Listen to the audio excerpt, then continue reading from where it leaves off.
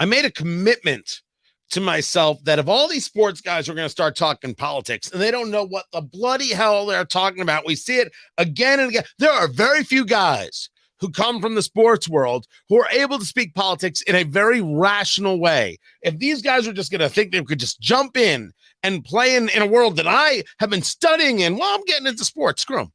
Screw them. They're not in charge of anything. They sure as hell ain't in charge of me. They ain't in charge of you. Guys, welcome to the show presented by Americans for Prosperity, AmericansForProsperity.org. And you really didn't have to be much of a sports fan to realize that this entirety of March Madness has been just that. Finally, aptly named. This has been incredible. When you take a look at a Final Four, that's Miami versus UConn and FAU versus San Diego State. That's good stuff. That is good business. There's also been some very, very good play. Let me bring in JMV from 93.5, 107.5, The Fan, the sports guru of Indiana and the nation to break this down. You and Dusty May, the coach of FAU, went to the same high school, the same small high school in Southern Indiana. You used to be the most famous alumnus from, what was that, Green? Is that East Green or Eastern Green High School? And now you're just the also in the car when there's the obituary. That's now you because of Dusty May in this play, a buzzer beater. San Diego State taking out FAU 72-71. Does that mean San Diego State is ready to play in a national championship game, or it could have been either or? This was just luck. Who played bad? Who played well? Well, Tony, here's how it is. I mean, they're ready to go with UConn. That doesn't mean they're going to be up to the task with UConn. We'll get to that in a second. But you double back to that first national semifinal on Saturday, and you saw San Diego State got down by 14. They hung in there. It wasn't all that they got back in it with a 3-point shot, but hung in there. And they really did it on the offensive glass and getting offensive rebounds off of missed free throws a couple of different times, too. You could just see them slowly creeping back in. And the other thing you could see is Dusty May for Florida Atlantic. He knew the value of each possession because he understood that they were struggling in getting defensive stops. I thought Florida Atlantic looked really good. I just thought the San Diego State grinded that thing out, gave them an opportunity in that final possession, and then Butler stepped up and made that shot. But you just saw the value. You saw like 3 timeouts, one because for Florida Atlantic, they couldn't get the ball in bounds. But there were 2 other ones, too, because Dusty realized the value of that final possession they were going to have because you wanted ideally to score and have San Diego State look for that 3. And ultimately, the Owls did not score. San Diego State had that opportunity, and they knocked it in with the clutch shot by Butler again. I thought that really on both sides it was well coached, and I thought you also saw a difference in how coaching styles at the end of games can happen. Dusty went with the timeouts, and Brian Dutcher had 2 of his main guys, including Bradley, on the bench, and went ahead and rolled with it without a timeout there in that final possession and got a nice look. They knocked it down, and they get UConn coming up in this national championship game coming up later on this evening.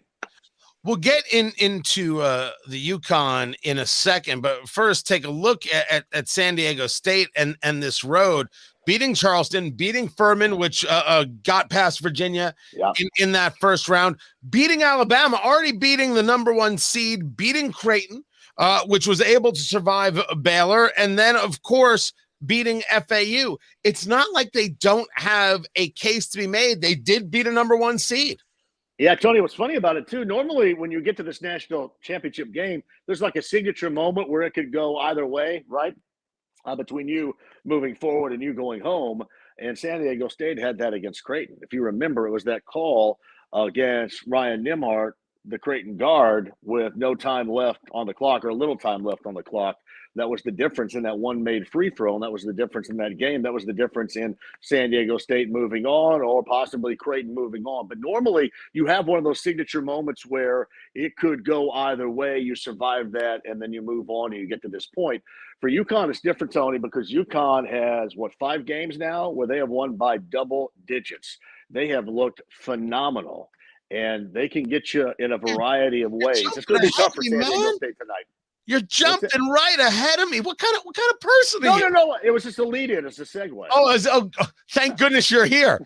See what happens when you get two radio people. It gets ridiculous. Talking to JMV, he's with 93.5, 107.5 The Fan in Indianapolis. Yep. He's the voice of sports in Indiana. The Guru. Let's take a look at this UConn route, because I think it's probably the most impressive thing going on out there. They beat Iona, right, which you consider maybe their easiest battle, and they won everything in this double-digit insanity. They beat St. Mary's. They beat the living crap out of Arkansas by 23. They beat Gonzaga so bad. Gonzaga's considering not having a program anymore.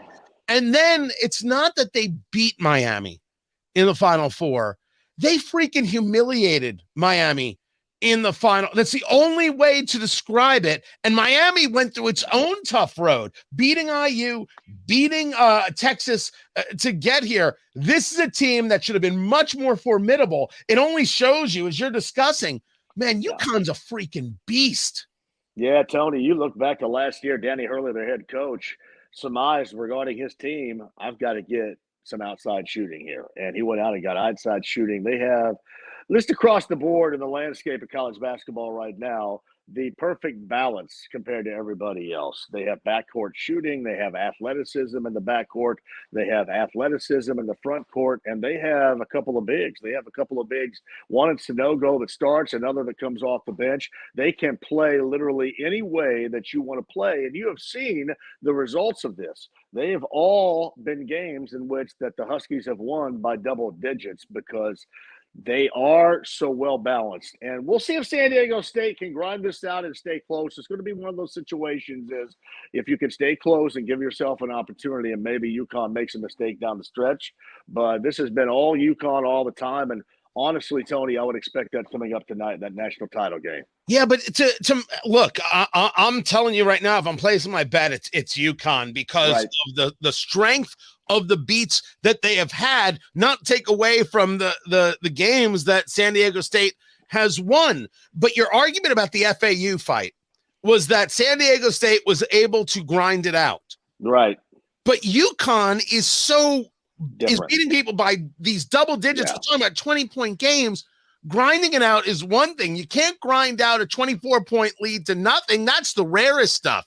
24 points to 12 points maybe. So you got to be playing from the beginning to get them only in that 10, 12-point range if you think you're going to grind it out. Does San Diego State have the depth to do that? Well, I understand what you're saying on this, too, because San Diego State can't get down 14 in the second half with 14 minutes to go like they did against FAU, because then they're going to get buried. What do I mean by grinding it out? I mean by just hanging. I mean, really utilizing, playing it in segments of the game, going from timeout to TV timeout to TV timeout and maintaining an arm's reach. That's what they have to do. It's easier said than done. I can sit here all day and tell you that's what they need to do. But against this UConn team, it's going to be difficult. But you just want to be able to, for lack of a better description, you want to be able to survive until maybe you see UConn down the stretch. Because, Tony, the one thing that I brought up is these double-digit wins. UConn has not really been tested. You brought that up as well. They haven't been tested. You put them in a situation where on this national championship game stage, you get tested down the stretch, and maybe UConn, is not quite as executing as they have. You have to put them, or at least as best possible, put them in an uncomfortable spot. San Diego State has shot makers to do that. They do, and this is kind of like they like to say, a grown man team right now. There's no question. But you have to survive until those final minutes and see if you can put UConn in a very unfamiliar and an uncomfortable spot, of which they haven't been in this tournament so far. But your money's going on UConn at this stage. Yeah, it'd be tough for me to go against them. They're just so good. They have so much depth, and they just have what other teams have not had in this tournament. And I just think the results show exactly what they've been with Danny Hurley's team. They've been a good shooting team, but a good defensive team, and nobody's really gotten close. Well, I've got you here talking to JMV, 93.5, 107.5, The Fan. He is the voice of sports in Indiana. Let's talk about IU real quick, which went out way too early in this contest, did not give itself a chance to shine. I mean, not as bad as Purdue going out, but still really bad. Jalen Hood-Schifino, the freshman, saying, hey, thanks for the memories. I'm going to the NBA. Two things. Jalen Hood-Schifino as a freshman has what it takes for the NBA? And number two, what does this say about Coach Mike Woodson? Does this say that his program doesn't inspire people to stick around? Or does it say you spent a year with Mike Woodson, boom, bop, bip, you're going to the pros, sweet, sweet cash, sneaker deals, all the rest? No, Tony, the second part of what you said, that's how you view it. Because Jalen Hood-Schifino came to Bloomington with not many aspirations of being a one-and-done type of player. And with Mike Woodson's crew, that's exactly what he became. That's what he evolved into. So that's a great future selling point for Mike Woodson. And for Jalen Hood-Schifino, when you get the opportunity and because they do all this homework or people do it for you, they know where a team is going to select you. So when you're going to be in round number one, maybe it's on the fringe of the lottery, maybe it's outside the lottery, but you're going to get that guaranteed money in round number one.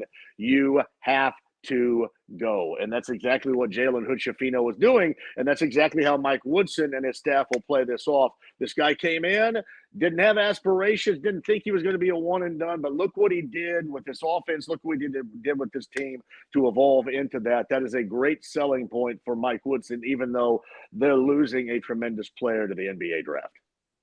Yeah, it's something else. So now if you're other members of this team, just, when this happens with any team, right? Yep. You ask yourself, with the unbelievable speed of the transfer portal and how quickly people will jump into that and be like, all right, I gotta go find myself another opportunity, another place.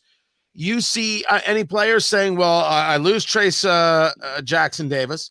I lose Jalen Hood-Schifino. I don't have anybody else with three names on this team. So now I got to go. I got to go somewhere else where I can possibly win a championship because I need the 4 years.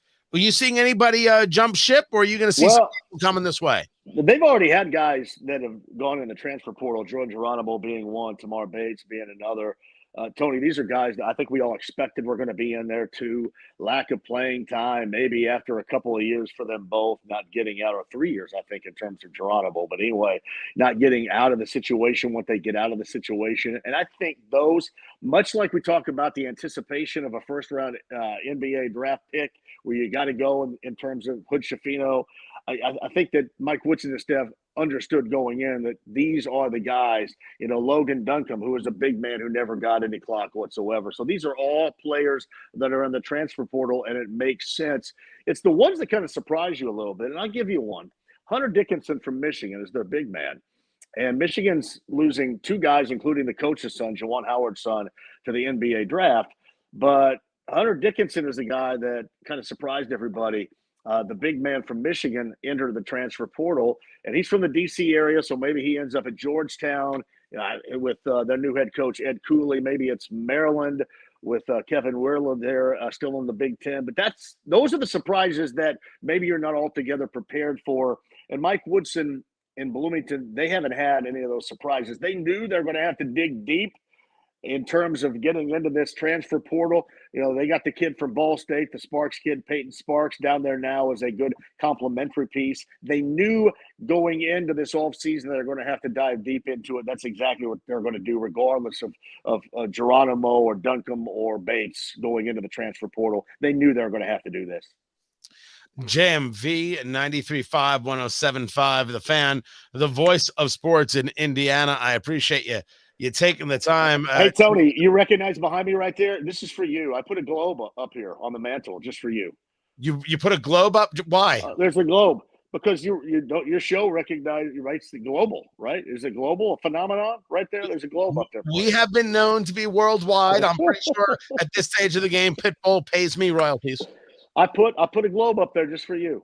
I thought you'd like that. But your giant head prevents anybody from seeing. Unfortunately, yeah. The only way you can see the globe is if I either move out of the way or I seeing such a thing. Stay right there. JMV 93.5, 107.5, The Fan. I appreciate you taking the time. And thank you so much for being here. And don't forget to subscribe on Rumble, rumble.com/Tony Katz. And my thanks to Americans for Prosperity, AmericansForProsperity.org. Economic liberty, free speech. These are the good things. So go and check them out and subscribe on Rumble. And I will catch you guys next time. Take care.